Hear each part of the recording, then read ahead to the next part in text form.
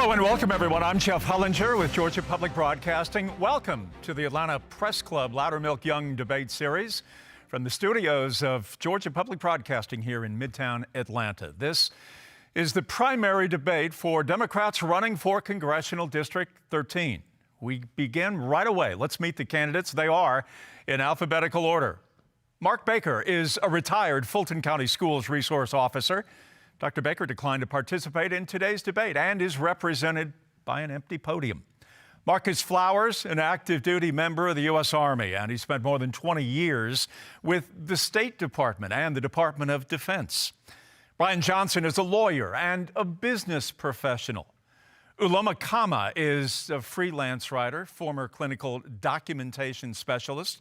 She also declined to participate and is represented by an empty podium. Rashid Malik is an entrepreneur, a former teacher too. Rene served on the East Point City Council for 10 years and was mayor pro tem. And the incumbent, David Scott, has served in the U.S. Congress representing District 13 since 2002. Congressman Scott also declined to participate in today's debate, and he is represented by an empty podium. Now let's meet our panelists. Chauncey Alcorn is a state and local politics reporter with capital B, Atlanta. Pamela Kirkland is the host of Morning Edition on Georgia Public Broadcasting, also spent many years at CNN. And Curt Yeomans is a senior reporter with the Gwinnett Daily Post. For the complete rules on today's program, very easy. Please visit the Atlanta Press Club website, atlantapressclub.org. To start the debate, each candidate will be asked one question by a specific panelist. Candidates have a minute, 60 seconds to answer their questions. So we kick it off. Here's Pamela Kirkland. You get the first question to Rene. Yes, Councilwoman, good morning. Good morning. The absence of Congressman Scott, as well as some of the other candidates here today, is notable. It underscores a growing trend of politicians declining to engage in forums like this one. What do you think that impact has on the democratic process? I think it does a disservice to our communities. It is important as elected officials to be engaged, to be where the residents are, and to make sure that we are listening and being involved. This is a process where residents, our constituents, have an opportunity to not just hear our voice, but understand that where we are going and our perhaps ideas of helping our communities grow. So I think it's a disservice when our elected officials and our people who want to serve our communities are not engaged. Curt Yeomans from the Gwinnett Post, you have the next question up, and you have a question to Rashid Malik. Mr. Malik, you've posted a lot lately on Facebook on the situation in Israel, calling for an independent Palestine. Some of the language you've used includes occupation, I think genocide. Could you learn more on what your stance is on what's going on in the Middle East, and what do you feel needs to be done for a lasting, peaceful solution? Sure. I wish I had a chance to share my campaign card with you, but I'll share with you later on. I've got several issues, but as we move forward with the present situation in the world, I came to the conclusion we have got two major issues now. One is to have 100% peace in the Middle East and the world, and second is preventing World War III. Once we have World War III, there'll be no issues to talk about. And unfortunately, if we have, or maybe when we have, I don't know, World War III, the nuclear power will be hit most, almost 99%. So as American, I won't be here to talk about anything if we cannot prevent World War III. In the history of humankind, I repeat, in the history of humankind, the Russians, for the first time, is in Golan Heights, facing the Israelis behind the Syrians. All right, Malik, I have to get in here, Mr. Malik, to end you at this point. Your time is up. Also, I want to remind all of the candidates that no props. Don't trot out anything that adds to the display of what your message is today. Chauncey Alcorn, if you would ask your question to Brian Johnson, please. Mr. Johnson, college students across the country have been protesting the Biden administration's ongoing support for Israel in its war against Hamas, which has left at least 34,000 Palestinian civilians dead and millions more starving. The president and Democrats in Congress supported a $95 billion foreign aid package last week that included billions of dollars in military aid for Israel. Young protesters and faculty at Emory University in Atlanta this week were violently arrested and tased by police. What's your message to Democratic voters who say they want their tax dollars being spent on domestic programs that help their communities here in Georgia, not on killing innocent women and children in Gaza? Yeah, that's a great question. Thank you for that question. I agree with the students. I think there's a massive problem in our party right now. There's a massive disconnect between the base of the Democratic Party and the actual voters. I've traveled around the district. I've talked to young people. I was at an event 2 weeks ago in the city of Atlanta talking to young people on 420 Day at a pro-marijuana event. Democratic politicians are running a playbook from 1960. This is 2024. This is the Bill Clinton, Barack Obama Democratic Party, not the Jimmy Carter or JFK party. There's a massive disconnect between what Democrats say they believe and the actual policies that they pass. This Israeli policy of blindly sending weapons to Israel and telling voters that they can't speak up and support human rights for Palestinians, it's outrageous. All right. Pamela Kirkland, we're going to go back to you to ask a question for Marcus Flowers. Yes. Mr. Flowers, you don't actually live within the newly redrawn district. How do you plan to address the concerns of constituents despite not living within the borders? Thank you for that question, Pamela. Now, people say that I don't live in the district. What people don't know is I did live in the district before DOD sent me on a mission elsewhere, and I moved. My family lives in the district. Nieces, nephews, my mother, my brother, sisters. The district is me. It's actually the first place that I lived in Georgia. And I plan to move back to the district as soon as possible. Thank you.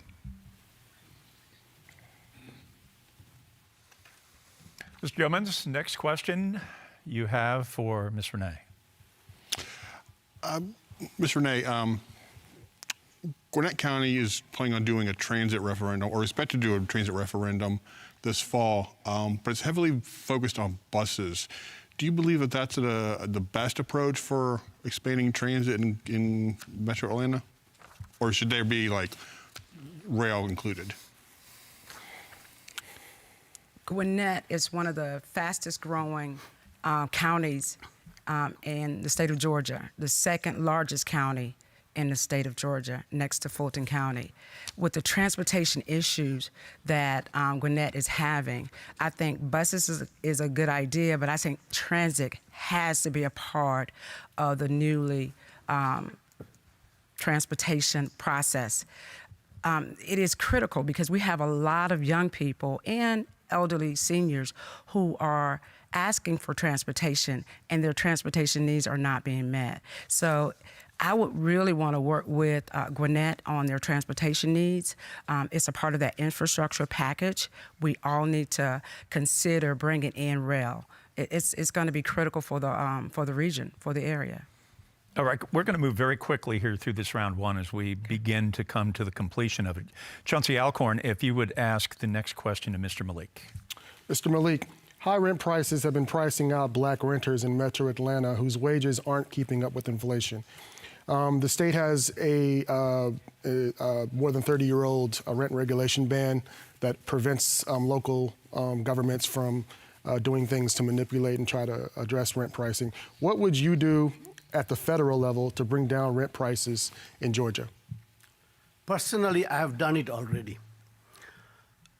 I run a company on healthcare, and to the best of my knowledge, we pay the highest salary with the little money we get from Medicaid, $14 per hour. I challenge it, and you can check it up. As for the federal involvement with the housing, I believe on local entrepreneurship. I believe on local government. We have to take the initiative. Give a blueprint to the Fed that this is the money we need to have a decent life in Georgia, in Atlanta, in Gwinnett. Now we just talked about Gwinnett. So we are And every day you can feel it that people are coming to Georgia. There's something good about Georgia, and we would like to keep it that way. So provide more housing facilities, provide job opportunities, provide the right salary.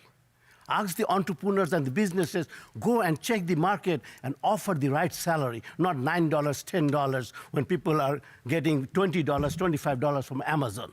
So we have to compete with the market. If we do not compete with the market, we lose out. All right, Mr. Malik, thank you. Pamela Kirkland, question for Brian Johnson, please. Yes, Mr. Johnson, what do you identify as the most pressing issue facing Georgians today, and how do you plan to address it from the federal level? Yeah, I think the most pressing issue right now facing the entire country is inflation. And the fake inflation, which is, we actually have inflation that came from the pandemic, but then you have price gouging, where corporations are absolutely gouging voters, citizens, using the pandemic and the economy as an opportunity to do that. But the biggest and fastest way you can bring down inflation is to tax the 1%. If you talk to any reasonable economist who's honest, they'll tell you that the fastest way to bring inflation under control is a tax on the 1%. The Fed flooded our economy with cheap money for the last 15 years, starting in 2008 to now. And the 1% has taken that money and they have gorged themselves on it, and their behavior has caused inflation as well. So the fastest thing we can do facing the #1 issue, inflation, is a tax on the 1%. All right, Curt Yeomans for Marcus Flowers, please. Mr. Flowers, 2 years ago you ran against Marjorie Taylor Greene. Why this time did you decide to run in this district instead of trying to run against her again? Thank you for that question, Curt. You know, I ran against Marjorie Taylor Greene in 2020, or after 2021, because of what I saw on January 6th and the part that she played in sending those people to the Capitol. And because they decided to storm the Capitol, I decided to run for Congress against someone who I thought was dangerous, against the MAGA extremists who are dangerous.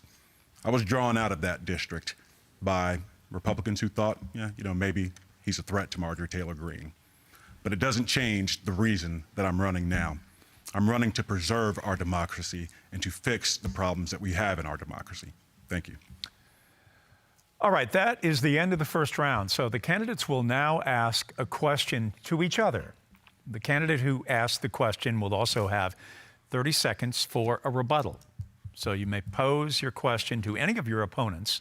That's completely your decision, and including those represented by the empty podium. So we'll add that to the mix as well. So Brian Johnson, we're going to begin with you. You get the first question here in round 2. Absolutely. So I'm going to break protocol a little bit. I'm going to ask the question of somebody who's not here, and that's Congressman David Scott. Congressman Scott not being here is a perfect example of what he's done for this district, which is he hasn't shown up for us at all. So rather than ask anyone here, I'm asking Congressman Scott. Congressman Scott, why are you a Democrat? What is it that you believe? What is it that you've done that makes you a Democrat? You call yourself a conservative Democrat or a moderate Democrat, but what is it that you believe about our district? What are you doing for our district, and how long do you plan to hold on in office? Do you plan on dying in office, or do you plan on retiring in office? All right, that is the question and the rebuttal now. All right, Rashid Malik, it is your turn to ask a question. The question I will ask to ourselves, all of us in this room, what are we doing to create 100% peace in the Middle East and in the world? And what are we doing to prevent World War III? The world came to World War III this close when Iran and Israel got into conflict. So what can we do as a group? So you want everybody to answer your question. Anyone can pick them. So Ms. Rene, why don't we begin with you, and we'll sort of come back toward me. Can he repeat the question, please? What can we do to have 100% peace in the Middle East and the world, and how can we prevent World War III? The question, I think, is how can we prevent World War III? How can peace be created in the Middle East where there has been none for a very long time? Very long time. I think the first thing we need to do is call for a ceasefire. And then after the ceasefire, I think that we need to have a collaborative effort between all of the nations, especially in the Middle East, and have a conversation and also education. We need to educate all of us about why the disturbances are going on, the continuance disturbances is going on. So I think education, I think collaboration, that means working together, and then starting with the ceasefire. Mr. Johnson, again, the question, how to stop World War III from occurring and how to create a long-lasting peace in the Middle East. Yeah, that's a really good question. Stopping World War III is a lot bigger issue than what's happening in the Middle East right now. I think number one, though, is we need a dramatic shift on our policy with Israel. We need an honest approach with Israel. We need to stop pretending that not supporting Benjamin Netanyahu and his policies are anti-Semitic or against Israel. But yeah, a ceasefire would be the first step into de-escalating things right now. Mr. Flowers, again, the question, World War III, how to prevent it, and the second part of that is how to make peace last and break out in the Middle East. You know, as someone who swore an oath to support and defend the Constitution of the United States, and someone who believes in democracy, I think in order to stop what you would call a World War III, is to ensure that we support democracies like Ukraine and Israel all over the world. We need to continue that fight. You know, and I understand where this question is coming from. I support people's right to protest, but I think we need to get back, specifically in Israel, to working on a two-state solution and expanding the Abraham Accords in Israel so that we can have peace finally in the Middle East with all the countries involved there right now. All right, Mr. Malik, you get a rebuttal to that. Your view on all of this, in your estimation, answer your own question, if you would. I agree with all the candidates, honorable candidates, what they talked about. My view is that create peace through two-state solution in the Middle East. That Arab-Israeli conflict is like a pimple in the back. You scratch it whenever you feel comfortable. So that is the first major step we should take, and get the superpower and NATO out of the Middle East. Because we cannot afford to have Russia sitting in front of Israel in Golan Heights. All right, we need to wrap you up right now. Marcus Flowers, you are next at the plate. Now, my question is for Congressman Scott as well. You know, Mr. Scott has raised tens of thousands of dollars from corporate interests, you know, MAGA Republicans like Kelly Loeffler, the Koch brothers. My question to Mr. Scott is, how can we count on you to work for our interests and not those of your benefactors in financial institutions and the MAGA extremists like Kelly Loeffler and the Koch brothers? And any rebuttal to that? We're all set? Okay. Yeah, I'd like to get in on that. I think it's a great question by Mr. Flowers here. I think it's a rhetorical question because we know David Scott is not going to do anything differently. He's hoping to sneak in office one more time. Voters, just do it one more time. Let me get one more shot at holding on to power until I die in office or again retire, or maybe pass it off to someone like it's a cigarette, the roll. So, yeah. All right, Karen, Rene, you get the final question in the second round. All yours. Thank you. My question is to Mr. Flowers. My question is, explain your experience in legislation, writing policies. I've been elected for 10 years, have a law degree, also been writing policies and legislations for communities. Can you explain your experience? The experience, I take it you mean the experience as an elected official, make me writing legislation fit for and Congress. policies. I'd love to explain that. You know, I'm not someone who just learned how to shoot guns in the military.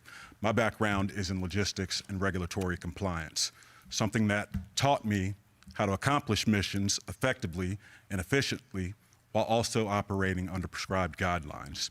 You know, I've done this for 30 years as a soldier, a defense contractor, and government official. Someone who swore an oath to the Constitution.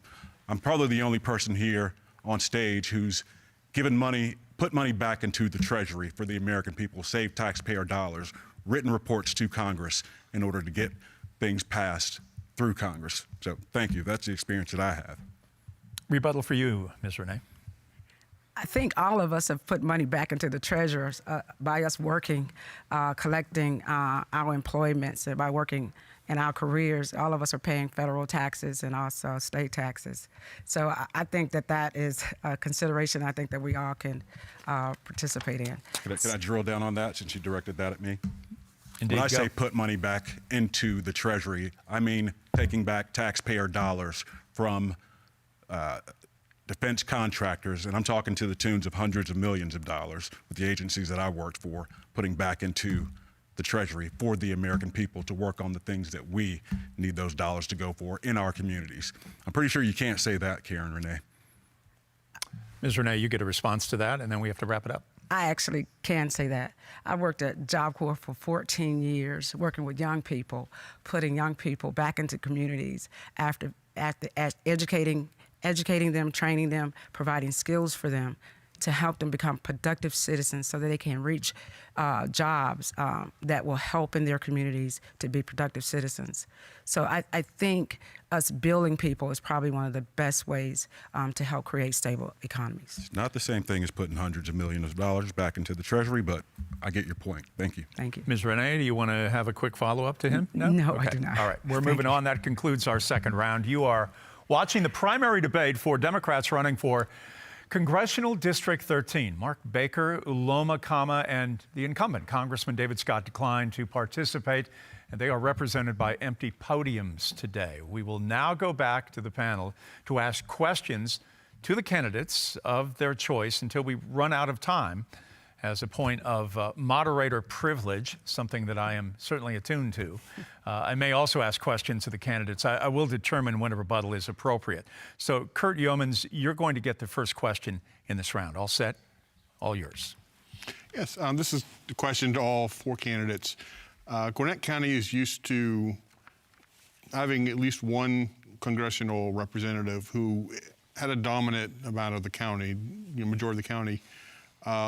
Now with redistricting, it's split four ways. There's no district that has a majority of the county. What would you guys tell the Gwinnett voters who are saying, who's going to be our main representative in Gwinnett County? And we can start with Ms. Rene and work our way back to Mr. Flowers. That's a very good question, because I think the way the district is drawn now, Gwinnett County will have at least 3 representatives. So I think that I don't know if it should ever be a main congressional person for that particular district. I think collaboration and working together, bringing funding back to Gwinnett will be key. I think all of us as a collective whole have a duty and a responsibility to our residents there. And one of the key issues would be making sure that we're working to bring dollars back to help improve Gwinnett infrastructure. Gwinnett was established in 1818, and they have aging infrastructure, and transportation will be included in that as far as roads, piping, and water. So we would need to make sure that all of us are working together to ensure that Gwinnett grows and continue to grow in an economic development way. Chauncey, Alcorn, your turn to ask a question. No, that was that was the whole panel. Let me backtrack again. I get the privilege of being the moderator here. We're gonna direct your question to everybody, so everybody gets a shot at that. So, Mr. Malik, if you would start, and then we'll work our way toward me again. Thank you. Before I talk about Gwinnett, I would like to talk about all the other counties I'll be representing. So when I talk about Gwinnett, when I concentrate on Gwinnett, I'll be thinking about Henry County, Clayton County, Rockdale County, and Newton counties. Because we are a family and participation is the key to economic development. I will invite not only the congressperson who is representing Gwinnett County, also other 4 counties, because we need to work as a team. Gwinnett is not my primary responsibility. My primary responsibility is America, Georgia, then District 13. Whoever is in the District 13, I will serve them to my utmost capacity and ability. So I'll invite all the congressperson on the table and talk to them, not only Gwinnett, not Mr. Han Johnson or somebody else. But it will be from all the 4 counties we are representing. Come, let's talk. Even if it's 2 miles of area, doesn't make any difference. They are part of our system, and we have to help all of them. All right, Mr. Malik, thank you. Mr. Johnson? Yeah, I think what you've seen happen with redistricting in Gwinnett is similar to what you've seen across the state, which is you see these growing counties, particularly growing in leaps and bounds with minority voters, with young voters. You see Republicans are they see the handwriting on the wall. They see their power slipping away. So it's a naked power grab, the rejiggering of the districts. The best thing I can say to voters is elections have consequences. You can't just show up every 4 years for a presidential election. You need to show up at every election held because Republicans vote like their lives depend on it so that they can do these things like play games with our districts. So until Democrats get serious about a sustained effort to draw folks into the voting process and get more voters energized, voters of color and young folks, you're going to see more of this over the next few years. Mr. Flowers. You know, dovetailing off of what Mr. Malik said, in order to be fully responsive to the needs of the local elected officials, you've got to show up first. That's the first thing I learned about a fight. In order to win a fight, you got to show up to the fight. Mr. Scott couldn't do that today. You know, you have to support the fights of the local Democrats on the ground here because they're your closest connection to the people.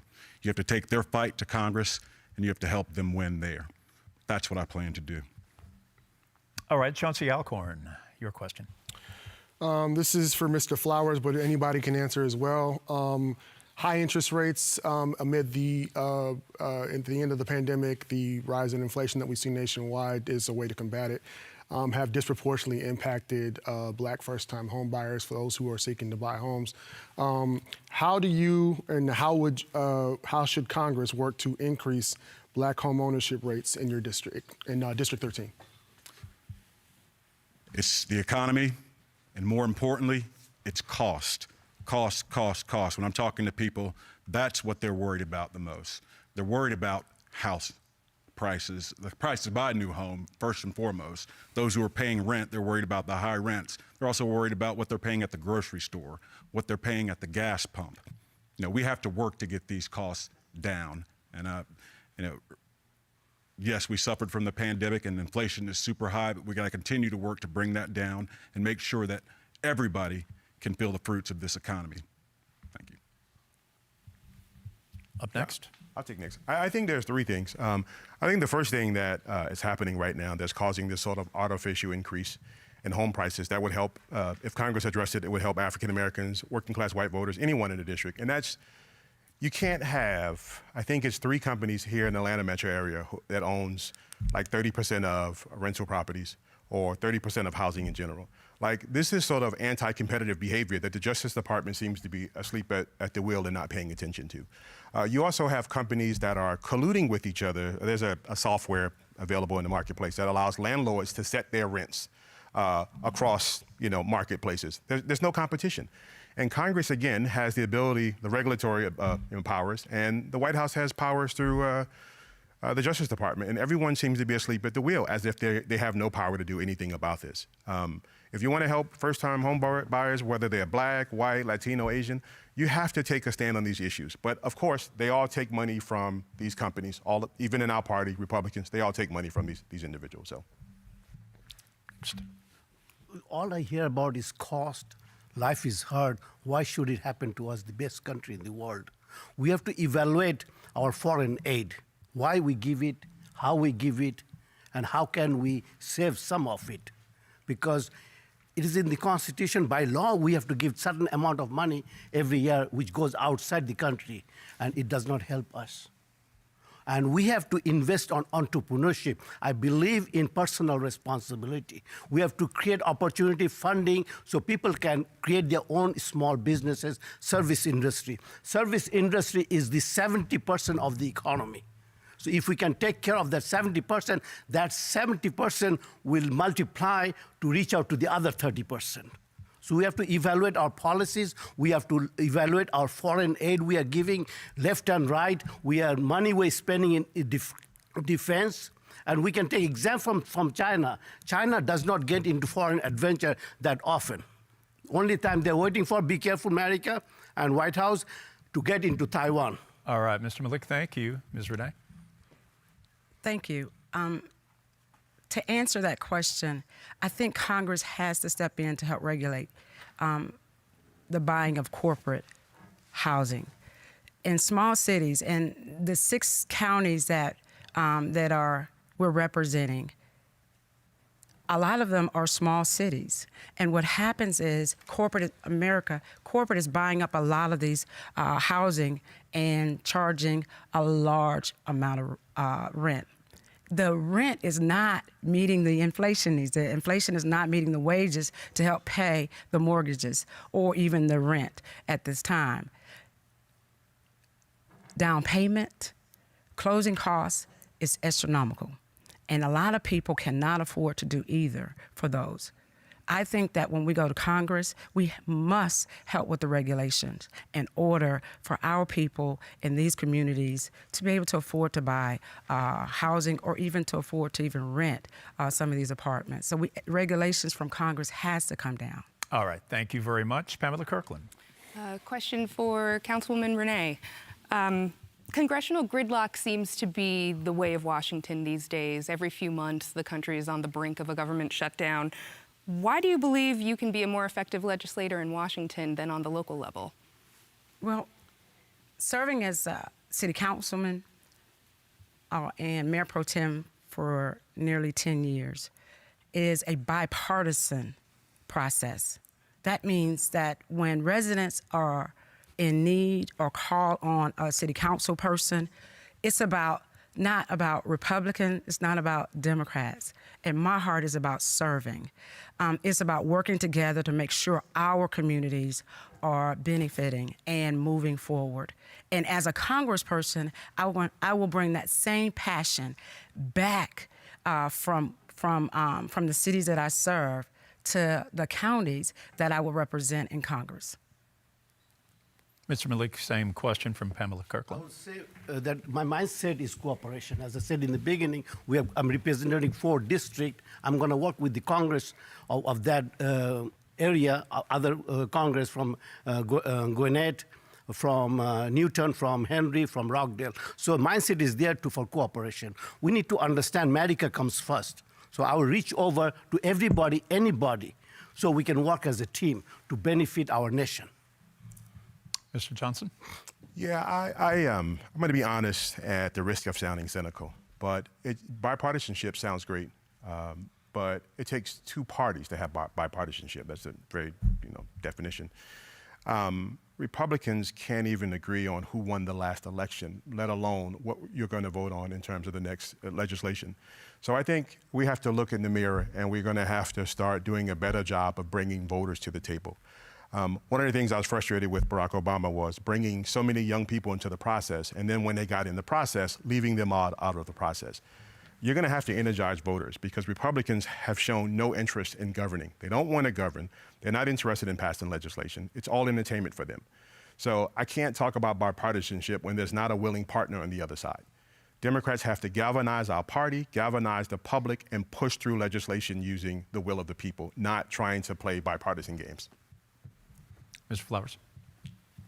Well, I think the first thing that you have to do is address the elephant in the room, and that's the chaos caucus. That's the Marjorie Taylor Greens, the Matt Gaetz, the Jim Jordans of the world who want nothing but chaos. When we look at the immigration issue, President Biden was ready to sign a border deal that they'd been complaining about for decades, that was ready to go, and it was bipartisan with one of the most conservative Republicans in the country. We have to get rid of those guys who are not there, as Brian said, to do the work. They're there for entertainment. All right, Curt Yeomans. Mr. Johnson, I wanted to ask about criminal justice reform. I saw something on your website that mentioned that was one of your goals. What would that look like, in your opinion, what could Congress do to reform that, particularly to address issues where people believe that, minorities are discriminated against more than white people? Yeah, I think the biggest thing that you can do, and it's on my website, and again, I attended a 420 event last week, talking to young voters who were for legalizing marijuana. I think that's one of the biggest things that we can do in this country to help criminal justice reform. I lived in Seattle for a few years. I had on my block in my neighborhood probably 5 or 6 marijuana dispensaries. Big corporations are making a fortune off of marijuana. Meanwhile, black and brown young men are sitting in prison for selling a tenth or 1% of what they sold. The drug war in this country was well-intended in the beginning, but it became the biggest tool for incarcerating young people, black and brown folks in America. So I think if you're going to talk about criminal justice reforms, things like sentence reform, things like bail reform are important. But we have to look at the drug war because it's done nothing for drugs. Drugs have spiked, but our prison population has gone through the roof. And I think a good start is starting with the legalization of marijuana in the state of Georgia and removing it from the Schedule 1 of the Controlled Substances Act. That question, Ms. Rene? Is that my question as well? Mr. Yeomans, you want to give everybody an opportunity on your question? The whole panel. I think also to add to that, I think that Congress should also work with banning the box. Banning the box is once a person is off probation, has done complete all their community service, and everything has been completed, redemption should be a part of the process with Department of Justice. As of now, if you have served time or have a prison record, it is very difficult for people to come out of the prison system and get a viable job. And so banning the box means they would not have to answer the question on the application to be removed from the process, because a lot of our people are very skilled and are ready to go to work and can do the job, but will never get that opportunity if it's on the application because they'll never make it to the interview process. All right. So thank you. Mr. Malik? The first thing is to promote accountability. Whenever somebody gets arrested, that it should be videotaped as much as possible. And once they're inside, we should go into vocational training. I ran a vocational training institution. I'm a teacher myself. I can give you one example which comes to my mind. A lady came from workforce funding from Gwinnett County. 3 months of training in software testing, she got a job worth $80,000. $80,000. It is possible. So whenever they go inside the jail for whatever reason, our focus should be to grow them, to mature them, and also work together with them that we take out the record. We erase the record. If I have a burden on my shoulder, how can I walk? How can I run? Take that burden. I've done my job. I've paid my dues. Now it's for me to be a free person. When a person comes out, should be a clean slate and will be trained to get into occupation. And that is time. Mr. Flowers. Thank you. Listen, I think it's no secret that we sorely need criminal justice reform in this nation. One of the things I'd love to see happen in this country is get rid of the prisons for profit in this country. And that's one of the things I will definitely work on. I am also for legalizing marijuana, at least taking away, making it a Schedule 1 drug. Decriminalizing it would be huge for people who've served time in prison or are serving time in prison as nonviolent offenders. I think this is something that we definitely need to be working on, and it's something that I'll work on with those who have a lot of experience in the criminal justice department. Thank you. Chauncey, Can I say Alcorn. something? Go ahead. About marijuana, I've been hearing it a lot, and I'll be very open with America. America, when you legalize marijuana, you are doing it wrong. It is unethical. I have grown up with marijuana. I've seen people smoking marijuana, destroying their life. It is a drug. Take it for what it is. No sugar coating. I don't want your vote. I love your vote, but I'm not going to compromise. All right, what is ethics, what is right, and what is wrong. That's a wrap. Mr. Malik, thank you. Chauncey Alcorn. This is directed to Ms. Rene, but everybody can answer if they want.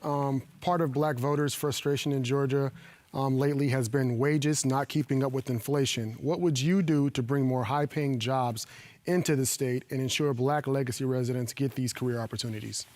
That's a really good question. I worked with Job Corps for 14 years, workforce development. I think it's imperative that we bring skill sets to our young people, making sure that all of them are educated and trained. We can no longer afford to leave anyone behind. It is real critical for us to make sure that every person that's coming through our school system has the ability to be educated and to have a skilled trade. Everybody's not fit for college, but that's okay. I think working with the Department of Labor, making sure that we have funding in those areas so that all of us can have the trades and the skill sets to help move us forward. Why don't we take that question and we'll move right on down the line. Mr. Malik? We have to pay high wages to compete with the market demand, that the market demands for food and services, price has gone so high. And we live by example. So when I reach out to our fellow Congress member, I can tell them, see, I have done it. I can challenge you. The company I run, which belongs to my wife, we pay the highest in Georgia in Medicaid funding. I can challenge you. So start with self. Look at within yourself, what are you doing? Are you servicing the people? If you're servicing the people before coming to the office, then you will do the same thing where you're in the office. You'll feel for the people. You'll work for the people. Challenge me, somebody. Why do you pay $14? Out of $19.92, we give out $14. If I can do it with my money, with my company, I can do it for America. I can do it for the voters. So right, come Mr. with me, Malik, join thank me, you. and we can make our life beautiful. Mr. Johnson? Yeah, I think that's the answer is really complex, but I think there are a few things we can do. I think I talked about some of the anti-competitive behaviors of corporations earlier. I think things that companies do, like, for instance, asking employees about their wages at a previous job, I think they have no business asking that question. The question should be, what's the value of this job? I'm not going to tell you my salary from a previous job so that you can sort of keep my salary locked in a particular space. So I think that's one thing. I think what the FTC did the other day, which is ban non-compete agreements, I've heard people like about Starbucks or gas stations having employees sign non-compete agreements to keep wages artificially low. That's outrageous. I think, though, more broadly, I think we have to look at our educational system. We are training students for jobs that won't exist when they graduate. If you're not learning coding or cybersecurity or some other technical skill in high school, you're already behind when you graduate as compared to our students in India and China. So I think our educational system needs a reboot and an update, and those are some of the things that we can do to increase wages. Mr. Flowers. Yeah, just going off of what Brian said, you know, it really is all of the things. It's cost. It's housing affordability. We need to be competing here in Georgia, and that means bringing the jobs that the future demands here to Georgia. That means getting more infrastructure. You know, everybody trying to match the federal minimum wage. You know, we can't be paying people $7.50 an hour or whatever, $8 an hour. That's just not cutting it in this economy. You know, we need to train our people for new jobs that are going to be the future in this country. And that's one of the things I want to work for, to make sure that those jobs come here to Georgia. Pamela Kirkland? This question is for Mr. Flowers, but we'll open it up to all of the candidates if that's all right. President Biden recently signed a bill into law that would either force the sale of TikTok by its Chinese owner ByteDance or ban it outright.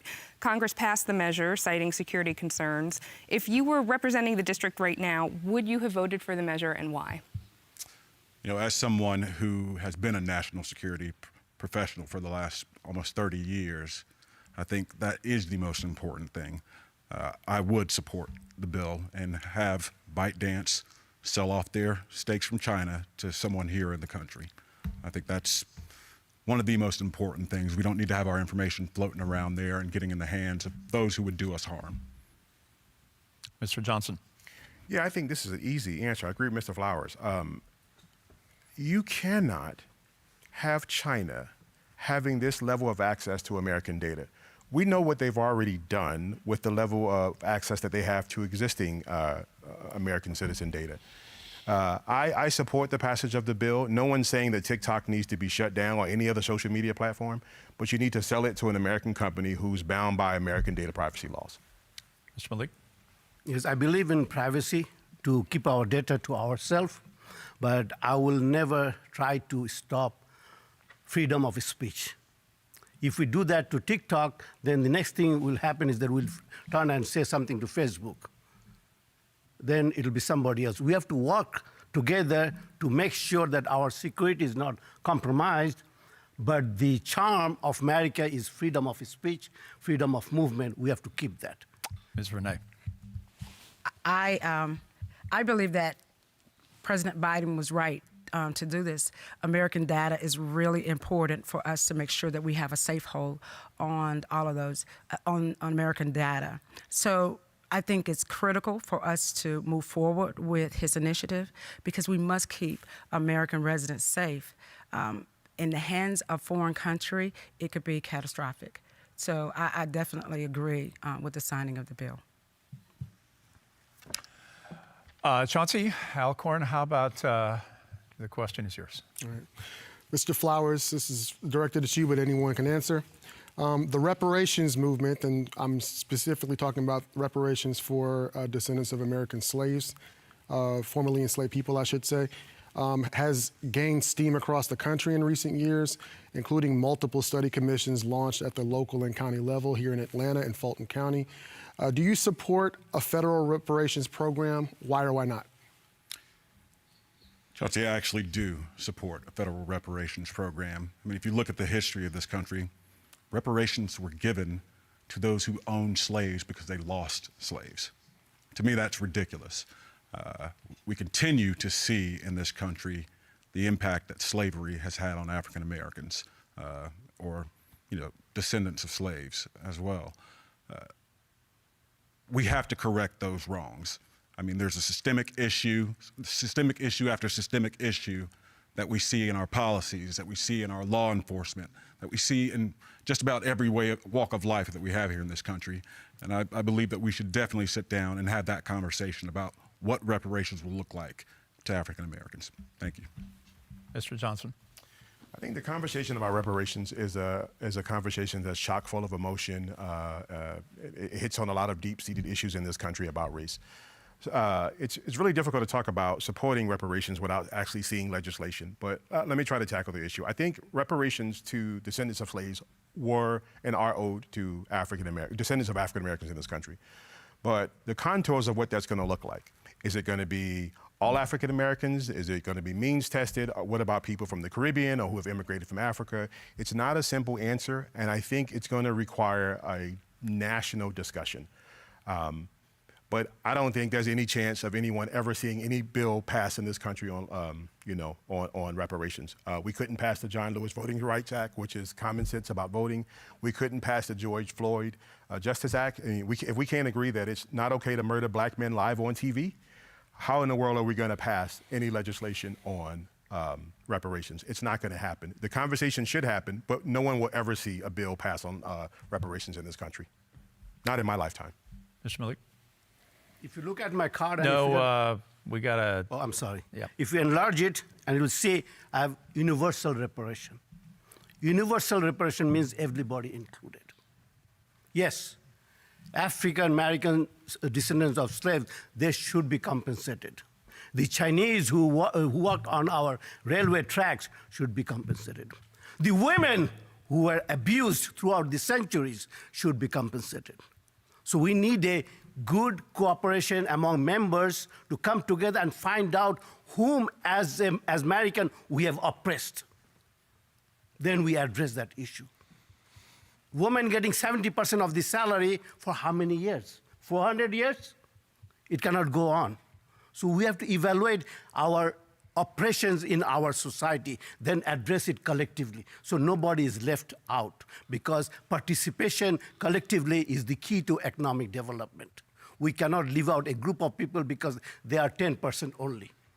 So we have to bring everybody together. Thank you, Ms. Rene. It is unfortunate that in 2024, we are still talking about reparation to African Americans who have helped build this country. And everything that you see pretty much has been touched by a slave or an African American in this country. Education, construction, engineering, everything. And yet reparation is still on the table. I think it is a shame.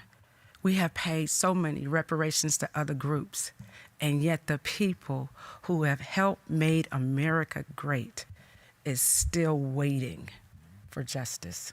So reparations should have already been taking place. Yes, it's a complicated issue, but it still should be on the table, and it should be voted in. All right, Ms. Rene, thank you.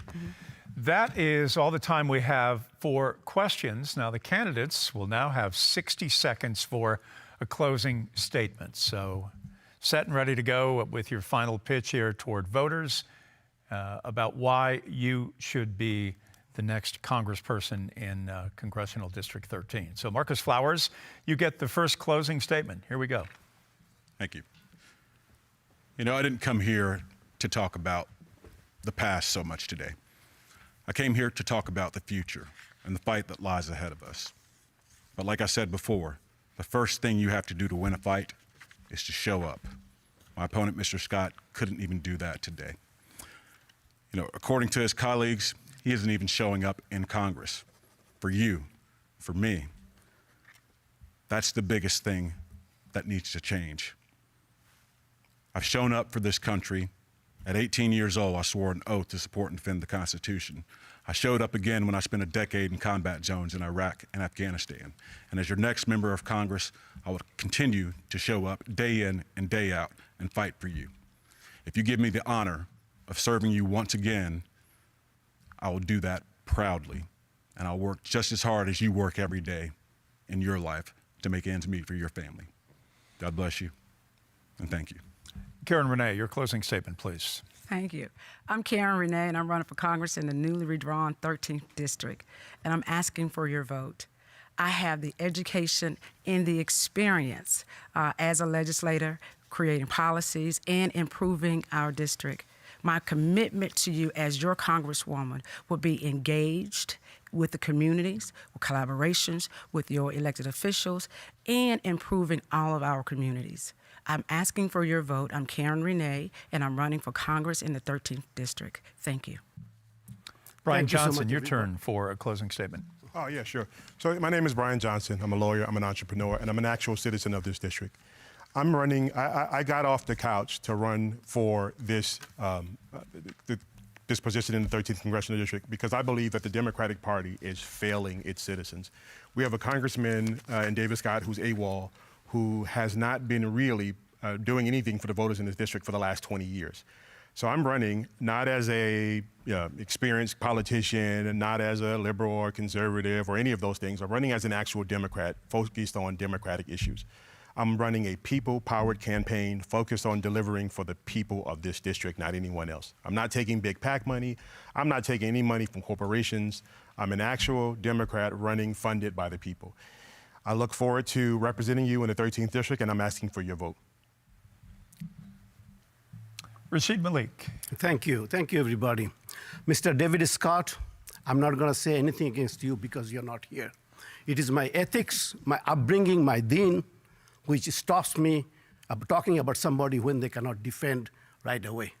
I welcome you to come to a debate with me, and I will give you the opportunity to defend yourself. Having said that, we ended with reparation. Reparation is very close to my heart, and I call it universal reparation.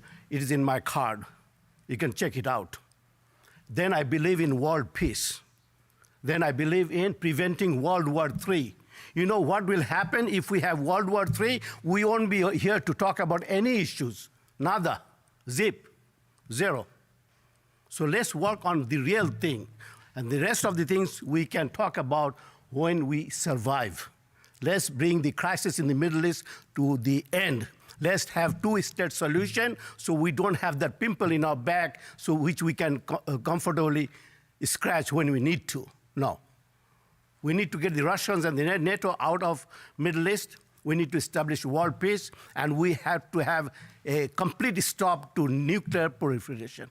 Stop nuclear bombs. Thank you. All right, Mr. Malik, thank you. Thank you to all of our candidates here, and thank you to our panel as well. Pamela Kirkland, you were placed in an unenviable situation. You had been involved with a prior debate, but we had one of our questioners, unfortunately, because of circumstances beyond your control, unable to attend this event, and you stepped in admirably and did a terrific job, and we all tip our caps to you. Thank you so much. Your I great thank work. the candidates Thank for you their time. very much.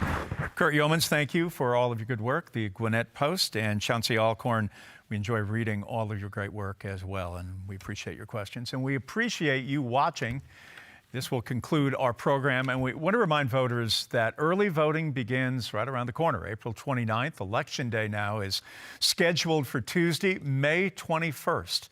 Our thanks to all the candidates, all of our panel of journalists as well, and we'd like to thank the Atlanta Press Club that does so much great work here in our city to ensure freedom of the press, to ensure that there is great, honest reporting, and they do a terrific job. And also Georgia Public Broadcasting for arranging today's program. For more information about the Atlanta Press Club debates, visit atlantapressclub.org.